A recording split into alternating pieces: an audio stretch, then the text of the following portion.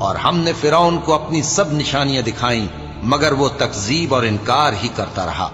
کہنے لگا کہ موسیٰ، کیا تم ہمارے پاس اس لیے آئے ہو کہ اپنے جادو کے زور سے ہمیں ہمارے ملک سے نکال دو؟ تو ہم بھی تمہارے مقابل ایسا ہی جادو لائیں گے، تو ہمارے اور اپنے درمیان ایک وقت مقرر کر لو کہ نہ تو ہم اس کے خلاف کریں اور نہ تم، اور یہ مقابلہ ایک ہموار میدان میں ہوگا۔ موسیٰ نے کہا کہ آپ کے لیے یوم زینت کا وعدہ ہے، اور یہ کہ لوگ اس روز دن چڑھے اکٹھے ہو جائیں۔ تو فرعون لوٹ گیا اور اپنے سامان جمع کر کے پھر آیا۔ موسیٰ نے ان جادوگروں سے کہا کہ یہ تمہاری بربادی ہوگی، اللہ پر جھوٹ نہ باندھو، وہ تمہیں عذاب سے فنا کر دے گا، اور جس نے جھوٹ باندھا وہ نامراد رہا۔ تو وہ باہم اپنے معاملے میں جھگڑنے اور چپکے سرگوشی کرنے لگے۔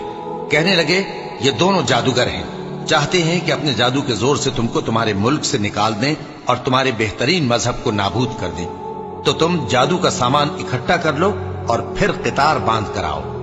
آج جو غالب رہا وہی کامیاب ہوا۔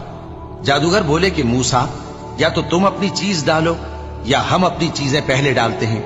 موسیٰ نے کہا، بلکہ تم ہی پہلے ڈالو۔ جب انہوں نے چیزیں ڈالیں تو یکا یک ان کی رسیاں اور لاٹھیاں موسیٰ کے خیال میں ایسی آنے لگیں کہ وہ میدان میں ادھر ادھر دوڑ رہی ہیں۔ اس وقت موسیٰ نے اپنے دل میں خوف محسوس کیا۔ ہم نے کہا، خوف نہ کرو، بلا شبہ تم ہی غالب رہو گے، اور جو چیز یعنی لاٹھی تمہارے داہنے ہاتھ میں ہے اسے ڈال دو، کہ جو کچھ انہوں نے بنایا ہے اس کو وہ نگل جائے گی۔